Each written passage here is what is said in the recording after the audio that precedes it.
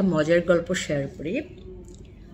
আসলে প্রতিদিন নিত্য নতুন অনেক গল্প সংরক্ষণ হয়, সময়ের সুযোগ আপনাদের সাথে শেয়ার করতে পারি না, বাট শেয়ার করতে ইচ্ছে হয়, শেয়ার করি। আমার বোনেরা জানুক, ভাইয়েরা জানুক, রিলেটিভস যারা আছে তারা জানুক, বন্ধুবান্ধব জানুক, সবাই জানুক, বাট সময় করতে পারি না, সময় হয়ে ওঠে না। তো অফিসে যখন একটু লাঞ্চ আওয়ার হয় তখন একটু সুযোগ পাই, তখন আপনাদের জন্য ভিডিও বানাই।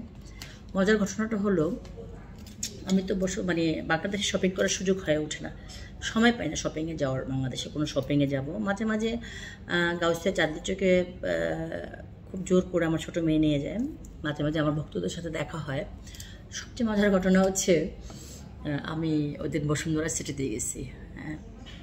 আমার হাজব্যান্ডকে আমি কোনো দিন গেন করিনি, আমার হাজব্যান্ডকে আমি কোথাও নিতে পারি না। ও একটু বেরোসিক, তো লাইক কোথাও কোনো রিসোর্টে যাওয়া, কোথাও ঘুরতে যাওয়া, কাজের বাইরে সে কোথাও যায় না। তো আমার মেয়ে সাকসেস, ছোটো মেয়ে, জোর করে বসুন্ধরা সিটিতে নিয়ে গেছে। ও কিনবে, ওই যে অ্যাপেলের কিনবে। পরে কিনছে, তো ওটা কেনার জন্য আমি তো জানি না কোথায়। ও আমার মেয়ে আমার হাজব্যান্ডকে খুব রাজি করলো, রাজি করে ওকে নিয়ে গেল, সাথে আমাকে নিল। আমাকে ছাড়া যাবে না, আমার মেয়ে আমার বাবাকে নিবে, ঠিক আছে, ব্যাংক তো বাপ, আমাকে নিল। তো বসুন্ধরা সিটিতে দু একবার যাওয়া হয়েছে কিনা মনে নেই, হইলেও ওই জায়গাটায় আমি যাইনি। মাটির নিচে যেখানে গাড়ি রাখা হতো আগে, লিফটে করে মোস্তফা টাওয়ারের মতো, সিঙ্গাপুরের মতো একটু করেছিল নিচে, ওখানে গিয়ে দেখলাম। আমি তো দেখে পুরা আমার মাথা টাসকে মেরে গেছে যে এত কিছু বাংলাদেশে আছে, আমার বিশ্বাস হচ্ছিল না। বিশাল মার্কেট, তাও আবার গ্যাস অ্যান্ড গ্যাজেটের, ফোন টোন যত রকমের ব্র্যান্ড আছে। আমি যদিও মাস্ক পরে গেছি, আমার হাজব্যান্ড, আমরা সবাই মাস্ক পরা। গত সপ্তাহের ঘটনা, আপনাদেরকে একটা ভিডিও দিয়েছি যে গাড়ির ড্রাইভার হুন্ডা লাগাই দিছিল, আমি বকা দিছিলাম। সো ওখানে যাওয়ার পর, ও মাই গড, আমি গলিতে গলিতে এত মোবাইলের দোকান, এত গ্যাজেটের দোকান, ও মাই গড। আমি চিন্তা করতেছিলাম যে দেশের বাইরে কি এত বড় মার্কেট আছে।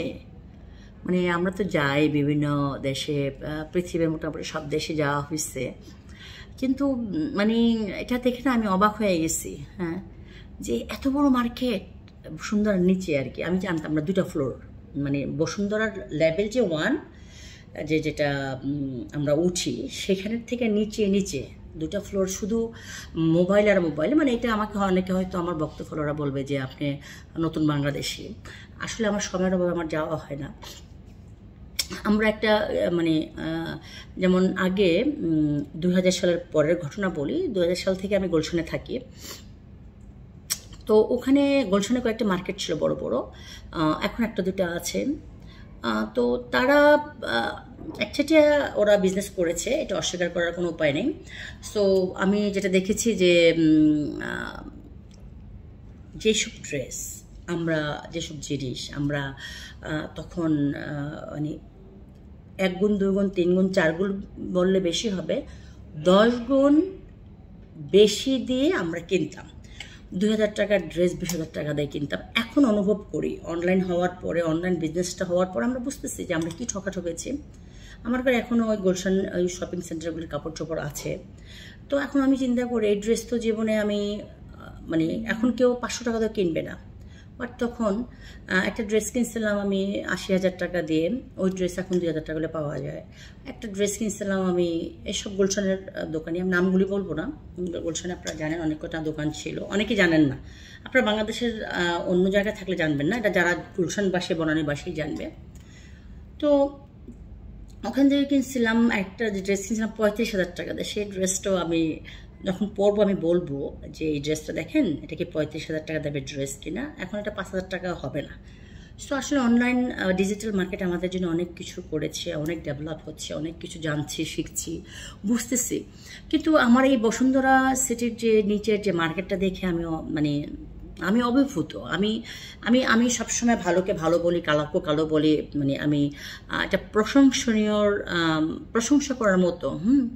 তো আমার মেয়ে জিনিসটা কিনলো, সম্ভবত কত 70,000 টাকা বোধ দিয়েছি, যে মাথার মানে যে ইয়ারফোন আর কি, যেটাকে আমরা বলি। ও জিম করে, তো ও যেহেতু গোসল ক্লাবে জিম করে, ওটা কানে দিয়ে মিউজিক টিউজিক শুনে ওটা কিনলো শখ করে।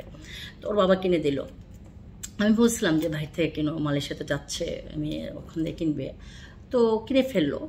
তো এত বড় মার্কেট, মানে আমার কাছে এটা মনে হলো যে আপনাদের সাথে শেয়ার করি। আমি আসলেই সত্যিকার অর্থে আমি এই ফার্স্ট জীবনে প্রথম দেখলাম, এবং জীবনে প্রথম দেখার পরে আমি মানে এত মানুষ ছিল, প্রচুর মানুষ ছিল, এবং মানুষের যে হাতে টাকা হয়েছে মানুষ কিন্তু বুঝে, মানে মানুষের হাতে যে টাকা হয়েছে মানুষ কিন্তু মানে বোঝা যায় মানুষ কিনতেছে।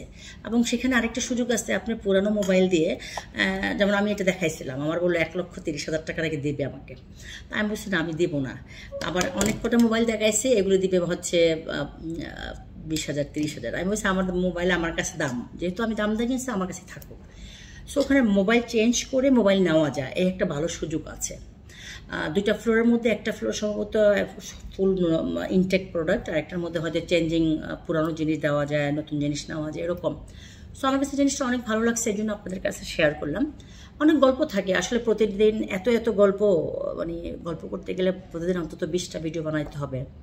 ফ্যামিলির ভিডিও বলেন, সামাজিক ভিডিও বলেন, মানবতার ভিডিও বলেন, গাছগাছালির ভিডিও বলেন, যে কোনো কিছু ভিডিও করলে কিন্তু প্রতিদিন 10টা ভিডিও বানাতে হয়। আরেকটা মজার ঘটনা বলি, আমি যেখানে যাই, যে দেশে যাই, বাংলাদেশ সহ, আমার গলার কণ্ঠ শুনে অনেকে বুঝে ফেলে যে আমি কে।